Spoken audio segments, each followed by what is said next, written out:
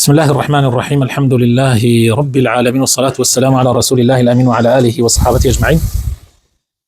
ربنا إننا ظلمنا أنفسنا وإن لم تغفر لنا وترحمنا لنكونن من الخاسرين.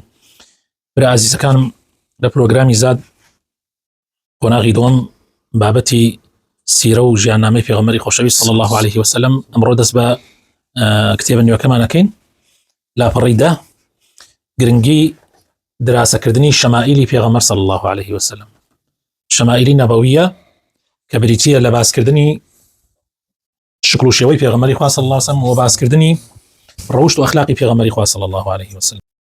أهمية دراسة الشمائل. معرفة شمائل النبي صلى الله عليه وسلم بنوعيها الخلقية والخلقية لها فوائد عظيمة، منها أولا أنها من تمام معرفة رسول الله صلى الله عليه وسلم، وحق على كل مسلم أن يعرف نبيه، لأن الإيمان بالشيء على قدر المعرفة به، لذلك كان أكثر الناس يقينا أعرفهم به صلى الله عليه وسلم. وقد أشار الله تعالى إلى هذا عندما اختار من كل قوم رجلا منهم يعرفون حسبه ونسبه وسيرته وشمائله، فقال: وإلى عاد أخاهم هودا، وقال: وإلى ثمود أخاهم صالحا. ناسيني شمائلي في غمر صلى الله عليه وسلم بهردو نوعكي خلق الشيوي في غمر صلى الله عليه وسلم، وروشت أخلاقي في غمر صلى الله عليه وسلم سودي قوري زور زوري تيايا.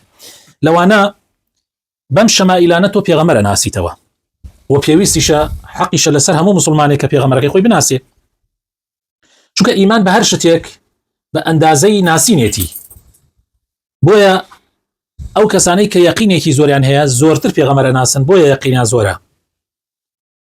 وهل لبر أمي خوي تعالى هل في غمرك ناردو بو هل قوميك أو في غمرة لخويان بو تشاك ناسيانة توا بويا ناردوني بو يعني ناردوا وكو خوي تعالى فرمي بو عاد كي ناردوا براكيان كهودي ناوبوا، بو ثمود براكيان ناردوا كناوي صالح بو لخويان بو، وبو خوشمان نبيا منهم يعني في غمرك لخومان بالي.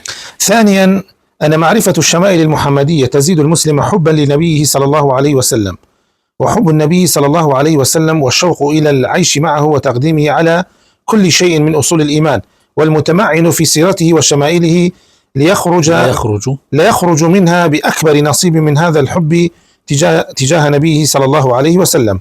دوهم ناسينوي شمائلي في غمر صلى الله عليه وسلم وأكات وزيادة في غمرة خوش به، وفي غمر صلى الله عليه وسلم خوش بيسي أو وشوقي شيدابون بو أوي لقل في غمرة بجي وفي غمر بخيت بيشي خود لحموشتك أما لبنا ما كان إيمان باوره بويا أو كساني كزور بدواي سيرته شمائلي في غمرة أقرين سيرك إلا حمو كسيك زيادة خوش بيس في غمرة دولينا خوش بيسا. ثالثا الاتباع والتأسي، وهذا ما بلغه الأولون حتى نالوا شهادة لا تزال تتلى على مر السنين. والسابقون الأولون من المهاجرين والأنصار والذين اتبعوهم بإحسان رضي الله عنهم ورضوا عنه وأعد لهم جنات تجري تحتها الأنهار خالدين فيها أبدا، ذلك الفوز العظيم. سيم يعني سيم فائدة لويك يما دسمانا كبير للشمائلي في غمر صلى الله عليه وسلم ناسيني شمائل كان في غمر صلى الله عليه وسلم ويك في ربين شون اتباع بكين شون في غمر بكين بقدوي خومان أميك أواني بيشي يما بي جيشن بويا أو شهاديان دسكوت ك حتى حمو مسلمانيك بخيرنوي أجر فاداشي دسك عارف بخيرنوي شهادة كان أجر فاداشي دسك. وكخوي تعالى فرمي: والسابقون الأولون من المهاجرين والأنصار وأوانشي شو أوان مكون والذين اتبعوهم بإحسان رضي الله عنهم واوتر قورترين شهادة ورضوا عنه خواليان رازيب وأنجل أخوان رازيبون. وخوي تعالى أعد لهم جنات بهشتاني كبيان أما ذكروا مباركان بجيريان ريكا بهتا هتايتي أمنوا ذلك الفوز العظيم. أو بردنوي تواوا أخواهيج بردنوي أواني وقورانية. رابعا تثبيت المؤمنين ورد شبه المعاندين، أما التثبيت فلأن تلك الشمائل والصفات بمثابة أشعة الشمس التي تنير دروب الصالحين وتضيء سبيل المتقين. وأما رد شبه المعاندين فإن معرفة هذه الشمائل جعلت أقطاب النصرانية المنصفين قد خروا لله ساجدين وللنبي صلى الله عليه وسلم بالفضل معترفين. چوارم فائدة بم يعني بناسين الشمائل في غمر صلى الله عليه وسلم إيمان داران ثابت وجيجير ابن وأوانيش كعنادي أكن بالراسي شبه كان وچلا بيتوا تثبيت كردن وجيجير بوني إيمان داران چونك خوش بسكانم أو شمائل وصفاتنا وكو خور وان وكو تشكي خور وان حتى يعني الرجاء بو أهل إيمان روناك كنوا الرجاء كان من بو روناك كنوا وشبهي معاندين شون بوچلا بيتوا بويك عندك كسي درود لسبب في غمر الله بس في غمر وابو بلام كتو شمائل كانت الزاني مراسي شو كان بوچلا تتواو هيك شيء بينامي اوان هل اول شوي كردو كجوركاني نصرانيت يا جوركانيان خطبكانيان سجدان بو خوي پروردگار كردو بو خوا بردو بو اويك لباري في غمر الزانيانا واعتراف شان كردو بفضلي في غمر صلى الله عليه وسلم وهنديك لو اعترافات انا باسك عليها. وإليك بعض اعترافاتهم. قال جوتا الأديب الألماني: إننا أهل أوروبا بجميع مفاهيمنا لم نصل بعد إلى ما وصل إليه محمد، وسوف لا يتقدم عليه أحد. ولقد بحثت في التاريخ عن مثل أعلى لهذا الإنسان فوجدته في النبي محمد صلى الله عليه وسلم. ما شاء الله خواه.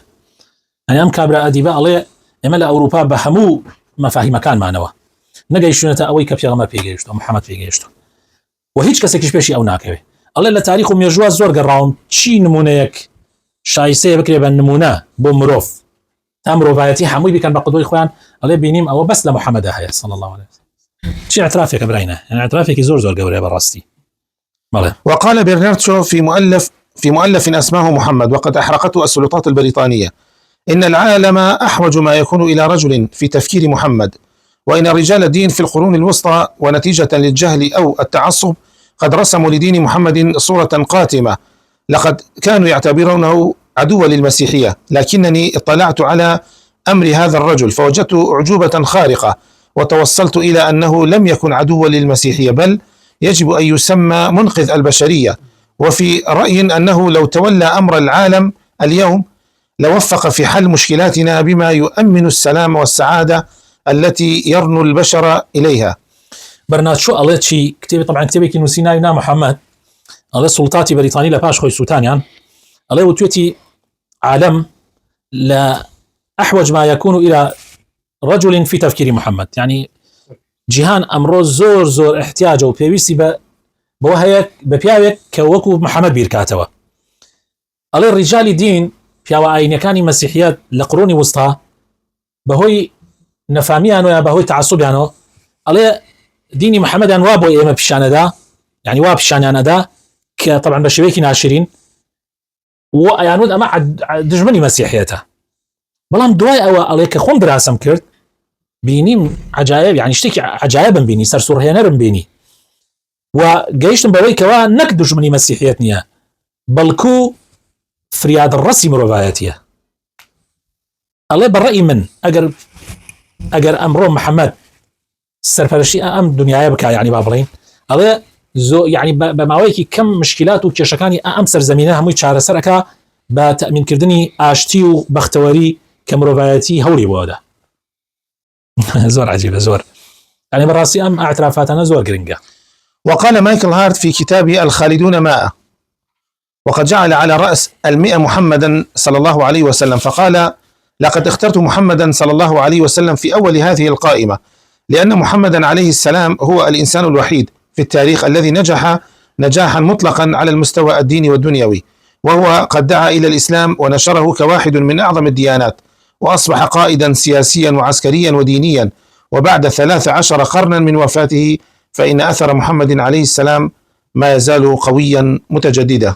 بله مايكل هارت الله لك كتابك الله نمركان سطن كتابي كي نسيوا نمركان سطن ولا سرها مويشان ويا كم دانت محمد صلى الله عليه وسلم الله بوتشي محمد مكرده يا كم دانا يعني السري اللي استكم محمد مدانا نمركان سطن يا كم يعني محمد الله بۆچی وام کرد؟ الله چونکە محەممەد صلی الله عليه وسلم ئەو ئینسانەیە کە تاکە لە تاریخ و لە مێژووە کە سەرکەوتنێکی زۆر گەورەی بەدەستێنا لەسەر ئاستی دینی و لەسەر ئاستی دنیاییش. و ئەڵێ محەممەدە کە بانی خەڵکی کرد بۆ ئیسلام و بڵاویشی کردەوە کە ئەم دینەی بڵاو کردەوە کە یەکێکە لە گەورەترین دیانەتەکان. و محەممەد خۆی بووە سەرکردەیەکی ڕامیاری و سیاسی، سەرکردەیەکی سەربازی و عسکەری، سەرکردەیەکی دینی و ئاینی. دوای 13 قڕن لە وەفاتی ئاسار و شوێنەواری محەممەد هێشتا زۆر بەهێزە لە ناو خەڵکیە، بەردەوامیش تازا بێتەوە. ئەمە طبعا ئەو کاتە بە لە 100 ساڵ بەلەی سامی وتووە، بە لە 150 ساڵ بەلەیز. وقال عن بيزيد: من المستحيل لأي شخص يدرس حياة وشخصية نبي العرب العظيم ويعرف كيف عاش هذا النبي وكيف علم الناس إلا أن يشعر بتبجيل هذا النبي الجليل أحد رسل الله العظماء. سيكا آن بيزيد الله چی؟ الله مستحيلة هر کەسێک دراستي ژیاننامەی پێغەمبەر بکە. جاوان ئەڵێن پێغەمبەری عەرەب ئەوان وا تەسەوورەکەن کە محەممەد اعترافەکەن کە محەممەد پێغەمبەر هەنیکیان، بەس ئەڵێن پێغەمبەر خۆ نردووی بۆ عەرەب چۆن پێغەمبەرەکان تەڵێکی بۆ شوێنێک نەراوە. تەواو تەفاسیلی ئیسلامیان نەبیستووە. ئەڵێ هەر کەسێک مستحیلە هەر کەسێک ژیاننامەی ئەو پێغەمبەرە دراست بکە و بزانێت چۆن ژیاوە و چۆن معاملەی کردو لەگەڵ خەڵکە و چۆن خەڵکی فێر کردو ئیلا ئەبێت دەست لەسەر سێن بۆسێ بۆ ئەم پێغەمبەرە عەزیمە، ئەم پێغەمبەرە گەورەیە کە یەکێکە لە گەورەترین پێغەمبەرانی خوا. سبحان الله. وقال الدكتور نظمي لوقا وهو من أخبات مصر وله كتابان في سيرة النبي صلى الله عليه وسلم: محمد الرسالة والرسول، ومحمد في حياته الخاصة. يقول في كتاب محمد الرسالة والرسول: ما كان محمد صلى الله عليه وسلم كأحد الناس في خلاله ومزاياه، وهو الذي اجتمعت له آلاء الرسل عليهم السلام وهمة البطل، فكان حقا على المنصف أن يكرم فيه المثل ويحيي فيه الرجل. يعني الله أمكن برای نظمی لوقا طبعا که لا مسیحیەکانی مصر دوو کتێبی لەبارەی پێغەمبەر نووسیە. یەکیان نووسێتی محەممەد پەیام و پێغەمبەر، محەممەد ژیاننامەی تایبەتی خۆی. لە کتێبی محەممەد پەیام و پێغەمبەر ئەڵێ نووسێتی محەممەد صلی الله عليه وسلم وەکو خەڵکی تر نەبووە، نە لە ڕەوشت و ئەخلاقەکانیان نە لە تایبەتمەندیەکانیشە وەکو خەڵکی تر نەبووە، بەڵکو ئەو محەممەدە هەموو مواسەفاتی پێغەمبەرانی پێشووی تیا کۆبۆتەوە و هیمەتی پاڵەوانیشی تیا کۆبۆتەوە. زۆر مهمە چۆن پێغەمبەر ئەناسن تەماشاکە. بۆیە پێویستە لەسەر هەموو کەسێکی منصف کە ڕێز لەو يعني پێغەمبەرە مەزنە بگرێت کە مەثەلە بەڕاستی نمونەیە و لەو پێغەمبەرە پیاوەتی زیندوو کاتەوە. پیاوەتی أو پیغمبره. بله. ويقول: لقد تخطف الموت فلذات أكباد الرسول صلى الله عليه وسلم، ليكون ذلك إيذانا بأن البشر الرسول ليس له امتياز على سائر بني آدم، فتسقط دعوى الناس في التقصير عن الاهتداء به.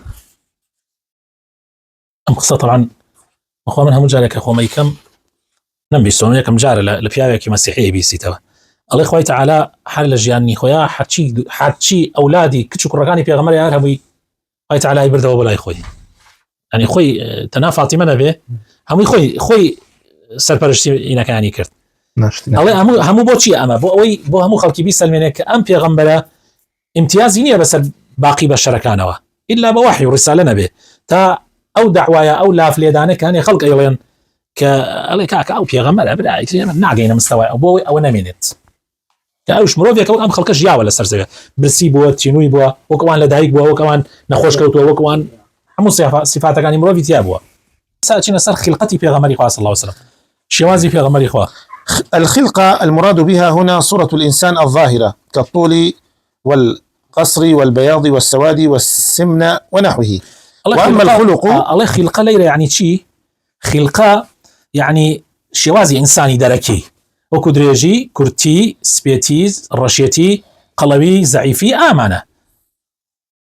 وأما الخلق فهو الصورة الباطنة كالحلم والرفق والتواضع والعلم ونحو ذلك.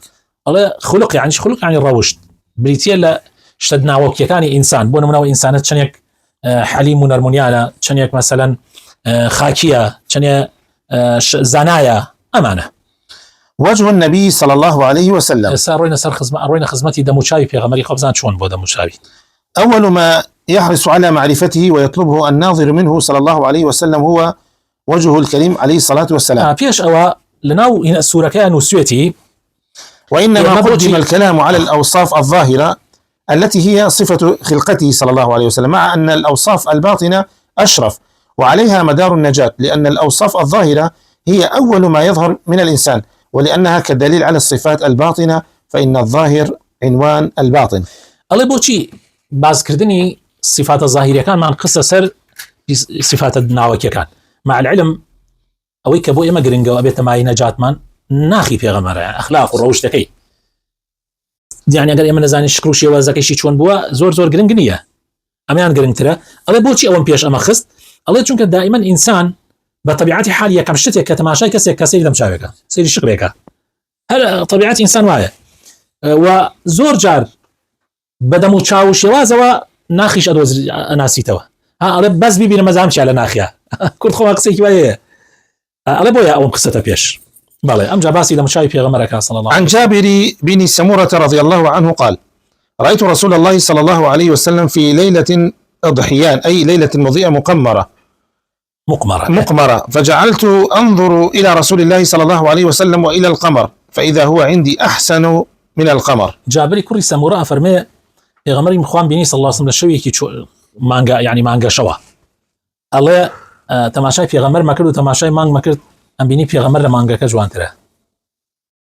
وفي البخاري أن رجلا سأل البراء رضي الله عنه: أكان وجه رسول الله صلى الله عليه وسلم مثل السيف؟ قال: لا، مثل القمر. براء رسالة كردو إلى براء صحابي في غمر صلى الله عليه وسلم تيجي تمشاي في غمر يخاف كل شمشير وابوه رمتنا وكو مانج وابوه. وعن كعب بن مالك رضي الله عنه: كان رسول الله صلى الله عليه وسلم إذا سر استنار وجهه حتى كأنه قطعة قمر. كعب يكوري مالك قال في غمر يخاف صلى الله عليه وسلم أقدر خوش بواه أقدر خوش بواه أو ندم شاي أجشاي وعدوت الرك عدوت بارشيكي مانجا. هذا من حيث الإشراق، وهو مثل يعني رونايكيكيوا، وهو مثل الشمس والقمر في الاستدارة كذلك، حتى لا دمشاو خريشة يا غمر يخاف صلى الله عليه وسلم دمشاي خربوه. فعن جابر بن سمرة رضي الله عنه قال: حينما سأله رجل عن وجه رسول الله صلى الله عليه وسلم وجهه مثل السيف؟ قال: لا، بل كان مثل الشمس والقمر مستديرا. الله جابر بس أنا جابر إيش كردوها السروي في غمر يخاف صلى الله عليه وسلم دمشاي وكو شمشير وابو فرميتي نا وكو بلكو خربوه وكو مانجو خور. وعن علي رضي الله عنه قال: لم يكن رسول الله صلى الله عليه وسلم بالمطهم ولا المكلثم، وكان في وجهه تدوير. قال في غمر صلى الله عليه وسلم دمشاي مطهم نبوه يعني بر نبوه مثلا بيجي يجي وكو دمشاي يجي فويت يكرابه يعني اوان نبوه مثلا. وهروها في غمر صلى الله عليه وسلم مكلثمش نبوه يعني دمشاي خريكي تواو نبوه يعني بلكو خريه كتابه دمشاوي خريه كتابه زياتر ايش قلت تمسي تماشاي دمشاوي مثلا كاميران بكي يعني خريك لدمشاي كاميران احياء والله مسكت دمشاي كحاجي مثلا خريه كتانيه بون يعني مقصد اوي يعني خريخ ما بس وني خريك عوابو مثلا نا مقصد اوي دمشاي زياتر لخريه ونزيق بو تالا دريجي امان في اوتريش مشيري اوان في اوتري مانجي معلومه شعره صلى الله عليه وسلم شمشيري آواية بس مانجي آواية معلومة شعره صلى الله عليه وسلم، فقد كان صلى الله عليه وسلم غزير الشعر يصل إلى أنصاف أذنيه ومن الظهر إلى منكبيه، ولم يكن في شعره شيب إلا شعرات معدودات. يا غمري خاصة وسم خشي دريج بوال لغير كاتي عمره وحج وأوانه لو ما ويا كل طبعا تلاشى كرت يعني حلقة كرت أي تاشي غيرك أو كاتب في غمري خاصة وسم كي خشي دريج بواله أجيش تني ويجوي لم لا ولا فيش شيء واجه سرشاني. وفي غمري خاصة الله وسم لغنا قجيا شن طلق قجي سبي بوا يعني حتى جماعة كنا جايش وتا بيس طلوا كل رواياتي كتراباسك. وعن أنس رضي الله عنه قال: كان رسول الله صلى الله عليه وسلم ليس بالجعد القطط ولا بالسبط، فتوفاه الله وليس في رأسه ولحيته 20 شعرة بيضاء. الجعد القطط هو الشعر الذي فيه التواء وانقباض، والسبط الشعر المسترسل. في غمري خاصة الله وسلم قجي نلول بوا نش خاوبوا لبين أبوه سبحان الله الزور بي مواصفات كان لبين أبوه زور بي مواصفات بيغمري صلى الله عليه وسلم نزور دريجوا نزور كل هو لا مثلا نزور قلوبه نزور زعيف هو يعني زور بي سبحان الله لوسط أبوه حتى اللي يرشا الله نقجي نزور لول بوا نزور خاو بوا وبيغمري صلى الله عليه وسلم وفاتي كرت ولا سريع ولا ريشيا تنها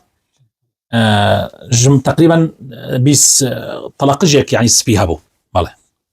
وعن عائشة رضي الله عنها قالت كان شعر رسول الله صلى الله عليه وسلم فوق الوفرة ودون الجمة، والجمة هي الشعر النازل إلى المنكبين، والوفرة هو ما بلغ شحمة الأذن. يعني في غمر إخوان صلى الله عليه وسلم عائشة فرمي قجي دريجيكي لبيني جوتشكو لبيني الشعني أبوها يعني لو بيني أبوها. قلة الشيب في شعره. كان الشيب في رأس رسول الله صلى الله عليه وسلم قليلا، ولقلة الشيب في رأسه صلى الله عليه وسلم كان لا يرى إذا ادهن. فعن جابر بن سمرة رضي الله عنه سئل عن شيب النبي صلى الله عليه وسلم فقال كان إذا دهن رأسه لم يرى منه شيء، وإذا لم يدهن رؤي منه. يغمر إخوان صلى الله عليه وسلم بو مسألة مويسبي عليها كم بوا وانا كم بوا كاتيك كقروني بالا سروريشي فيو ديار نبو كاتيك يعني شكرون بيلي زوجة ديارنية بريقادات ونازاني كاميرا شو كاميرا سبيا وأقرني روني لنا دايا أتزاني عندك لا سري وهروها للريشيشي إني تيابوا سبيتي تيابوا. وكان هذا الشيب في صدغيه وفي مفرق رأسه وفي عنفقته. بله. ودليل ذلك حديث أنس رضي الله عنه سئل عن خطاب النبي صلى الله عليه وسلم فقال إنما كان شيء في صدغيه. بله الله زياتر سبيتي في غمر إخوة صلى الله عليه وسلم لصدغ أبوا صدغ يعني أمناوة زلف كيما بيجين زلف مفرق رأس أمي بانسر أيرة وعنفقاء أيرية عنفقاء أيرية والله دليل إشمان لسر أمتشيا أويك في غمر إخوة صلى الله عليه وسلم بويا كردني الله زياتر أيري بويا كرد في غمر إخوة صلى الله عليه وسلم شنك إنك ليري أبوا. وعن جابر بن سمرة رضي الله عنه قال يعني همو ريش بويا هناك في غمر إخوة صلى الله عليه وسلم بس ينس في كاني بويا كرد شنك كم بوا. وعن جابر بن سمرة رضي الله عنه قال ما كان في رأس رسول الله صلى الله عليه وسلم من الشيب إلا شعرات في مفرق رأسه إذا ادهن وراهن الدهن. يعني رونك لا يبوشي يعني مفرق رأسك وعرزم كردن أو كرديوتي مفرق الرأس أيريا أو شونيك قشكات دولته صدغيش أيريا لا أملاي إنسان لبيني تشاو لبيني جويايا وعنفقش أيريا. بله. وعن وهب أبي جحيفة السوائي رضي الله عنه قال رأيت النبي صلى الله عليه وسلم ورأيت بياضا من تحت شفته السفلى العنفقة. بله. نعم. بله. خارليبي. والصدغ هو ما بين العين والأذن ومفرق الرأس موضع انفلاق الشعر من منتصف الرأس، والعنفقة هو ما نبت على الشفة السفلى من الشعر. بله. وعن ابن عباس رضي الله عنهما قال أبو بكر رضي الله عنه يا رسول الله قد شبت؟ قال شيبتني هود والواقعة والمرسلات وعما يتساءلون وإذا الشمس كورت. قال العلماء والسر في الشيب من هذه السور ما تضمنته من ذكر أهوال يوم القيامة والنوازل بالأمم الماضية، فأخذ ذلك من رسول الله صلى الله عليه وسلم ما أخذه حتى شاب قبل أوان المشيب. بله. ابن عباس فرمي أبو بكر في غمري قلت أي في غمري إخوة بير بوي يعني إني بير ديانة ديارة في غمري إخوة صلى الله عليه وسلم فرمي هود واقعة ومرسلات عما يتساءلون يعني نبأ تكوير أمانة بيري كرم. علماء فرمن بوشي شو كلو سورتانا باسي أهوالي روجي قيامتك أو بسرقة ومكاني ترهاتوا جاء الله بيشوي ككاتي خوي به جاء لكاتي خوي أو كاتوابوا الإنسان لدوع الشخص سريس بيابو يعني بيشوي كاتي خوي هبه في غمري إخوة صلى الله عليه وسلم سرورشي سبيتي تيكوتوا والله ميسي ما جايش سيتر يواش أنا بدنيا قرأه يعني براستي. بله. شن يكروش تو كاك حاجي كيف ساعة وياك بله فانش بله سيد غير. بله. سبحان ربك رب العزة عما يصفون وسلام على المرسلين والحمد لله رب العالمين.